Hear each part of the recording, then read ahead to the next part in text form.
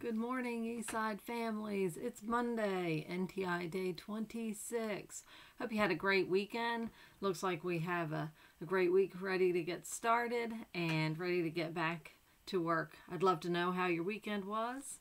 Send me a message. Love to hear from you. Let's see, what are we going to do today? So today I'm doing things a little bit differently on my end, so I like to be in touch with how you're seeing things. So I've pulled up the NTI packet on my iPad and going to read from this to you today. Looking at the checklist, always go back and utilize that checklist. In reading, we're going to be reading Amphibian Alert. Math, you have your Daily Common Core Review. You're going to complete the Estimating Metric Distance Length worksheet, and there's a YouTube video regarding the metric system. So watch those videos. They definitely help. Even if you think you know most of it or comfortable with it, the videos just really help reinforce that. Science, we're going to read People and Ecosystems, answer the 6 multiple choice questions, and complete the open response. We've really got a routine going here, don't we? And that's good. That's good. Lots of videos, YouTube videos for science, even Bill Nye, and we know everybody loves Bill Nye videos. PE and Health Nutrition today, complete Spell Your Name fitness activity and complete the PE fitness calendar. I was looking over the Spell Your Name fitness activity. That looks like it looks like a great activity. Do one thing at a time. And if you really get ambitious, do your first name this morning, do your last name tomorrow, or do your first name today, do your last name tomorrow. Getting out and getting moving. That's great.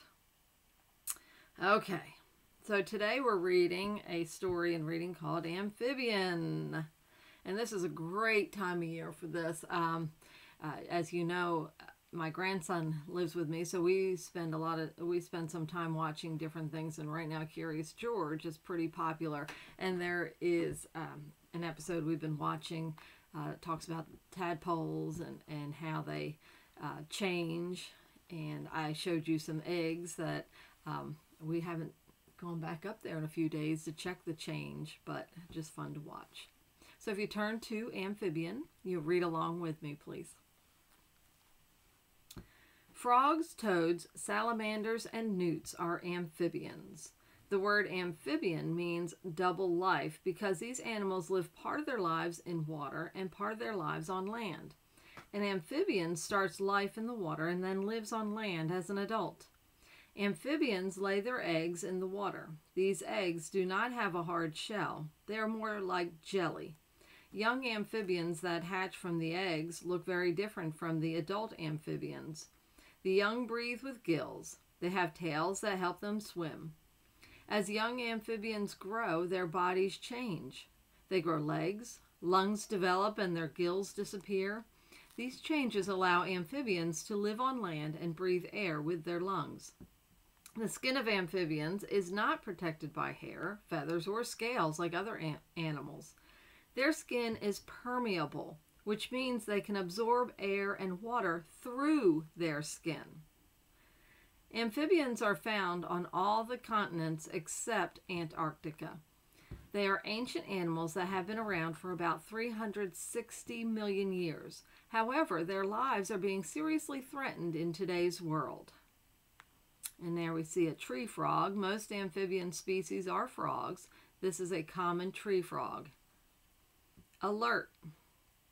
Scientists know of approximately 6,000 different kinds of amphibians, but this number could change quickly.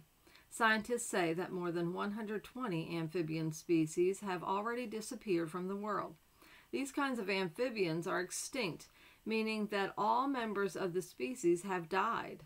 Many different things are threatening the lives of amphibians, including habitat loss, pollution, introduced species, and a parasitic fungus. Scientists say that 2,000 to 3,000 of the amphibian species in the world are now threatened with extinction. It is the biggest extinction crisis in today's world. Newt. Most newts and salamanders are found in the cool forests of North America, Europe, and Northern Asia. Next page. The fire salamander lives in Hungary. Habitat loss and pollution. Amphibians often live in swamps and ponds, but many of these swamps and ponds are being filled in to make way for roads, houses, and malls. Amphibians also live in rainforests that are being cut down or destroyed by fire. The loss of these habitats often leaves the amphibians nowhere to live. Clean water is extremely important to amphibians. Adult amphibians need clean water to keep their skin moist. Adults lay their eggs in water, and young amphibians live completely in water. Some ponds and creeks are close to farms. Chemical fertilizers are used on farms to grow better crops. Pesticides are used to kill insects that destroy crops. However, when it rains, these chemicals are washed into the nearby ponds and creeks that lead to swamps and rivers. Many frogs in these areas have been found with deformities, such as missing legs or extra legs. Deformed frogs like these have been found in 44 of the 50 United States. Some scientists believe that the chemical pollution in the water is absorbed by the soft eggs of the amphibians and by their permeable skin. The chemical pollution affects the eggs and growth of the young, causing these deformities. Blue poison dart frogs are endangered and found only in 5 forests in Suriname in South America. Introduced species and fungus. Since the 1930s, African clawed frogs have been shipped around the world by the thousands. These frogs are used in laboratory studies and for other purposes. Some exotic amphibians are shipped to other countries as pets or for food. Sometimes these amphibians escape or are released into their new habitat. In their new habitat, they can cause a problem. The introduction of African clawed frogs into new areas has caused 2 major problems. African clawed frogs are more aggressive than many frogs, but they have been known to eat other frogs. But the bigger problem is that African clawed frogs carry a fungus called amphibian chytrid. This fungus does not hurt African clawed frogs, but it is deadly to many other kinds of amphibians. Scientists discovered this fungus in 1933. In the wild, the fungus is unstoppable and untreatable. It can kill 80% of the amphibians in an area within months. Scientists suspect that dozens of frog species have gone extinct because of this fungus. The cane toad lives in the Amazon jungle in Peru. Next page. About 130 critically endangered corobore frogs are being protected and preserved at Taronga Zoo in Sydney, Australia. Only about 200 of these frogs are left in the wild. Plans to help. Scientists and conservation groups from around the world are putting plans together to help save amphibians. Much of their work focuses on the amphibian chytrid fungus because the disease it causes is the most serious and immediate threat. Some scientists are researching how the disease spreads and why it kills only some individuals in one species, but kills all of another species. Other scientists are assessing the damage the disease has caused. The areas most affected so far include Central America, the Caribbean, Australia, and parts of Asia. However, scientists warn there is no continent or amphibian species that is safe. Conservation groups that include many zoos are taking in many of the threatened amphibian species to protect and preserve them.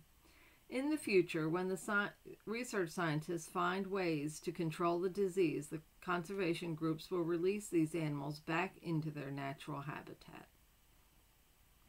What we can do.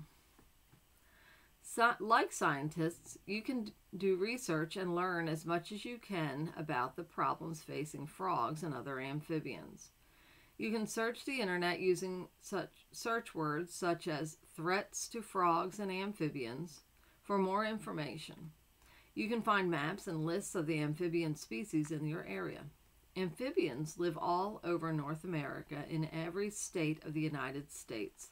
The Appalachian Range is home to many different species. Contact local nature preserves, zoos, or the Office of Environmental Matters in your state to learn about volunteer opportunities. You can also help by keeping local ponds and creeks clean. Although these small habitats may not seem as important as others, they are home to many creatures. We need to help preserve a future for them as well as for us. A zookeeper at Taronga Zoo cares for Corroboree frog eggs, photo at the right, tadpoles, and young frogs. Zoos all around the world are developing similar conservation programs to protect amphibian species from extinction. So remember, this is our first read for this story. So keep this packet, don't turn this packet in until you've done the activities that follow in the next few days. Do read this again before you start working on any of the questions or activities as well. And your science, if you want to turn to your science page, I'll go ahead and read that one too. So I think I've frozen. Oh, there it goes. I'll go ahead and read that one very quickly for you as well, and you can read along. In Science Today, you're reading Chapter 5, Understanding Ecosystems, People and Ecosystems. And you can see there are two subtitles or subheadings. One is Damage to Ecosystems, and the other is Repair and Care of Ecosystems. Here we go. People and Ecosystems. Damage to ecosystems. People affect Earth's ecosystems more than any other living thing does. Most animals help keep a balance in ecosystems. People, however, can upset the natural balance as well as help maintain it. Over time, people have damaged ecosystems. They use chemicals to manufacture things, kill insects, and fertilize crops and lawns. Some chemicals used in factories and on farms leak into waterways and the ground, where they can harm or kill plants and animals. People clear away trees and other plants to make room for growing cities. They cut down trees for lumber and paper.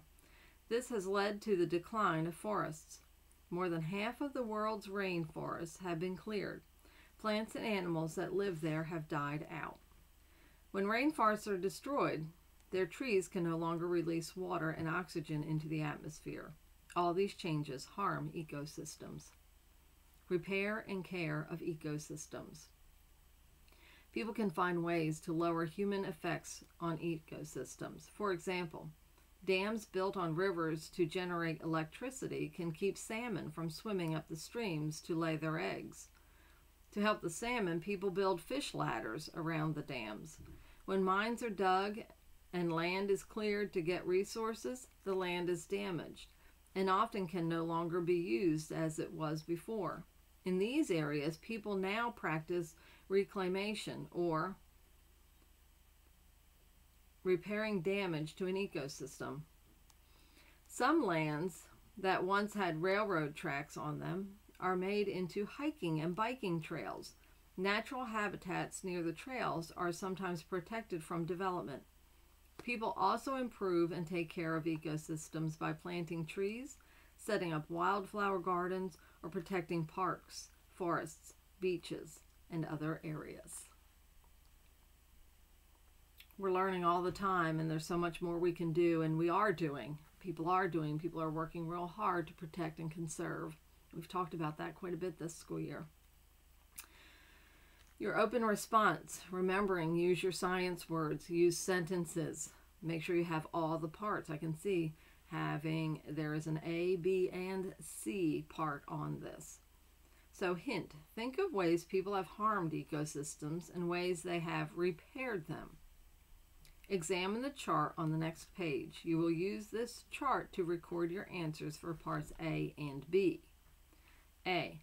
List 2 ways people harm ecosystems. B. List 3 ways people repair ecosystems. Get back in there, reread that passage, and find that information. And still answer part C. Just do that on the bottom part of that page. C. Below your chart, Write one way you would like to help repair an ecosystem. Support your answer with details about how your assistance would affect populations in the ecosystem.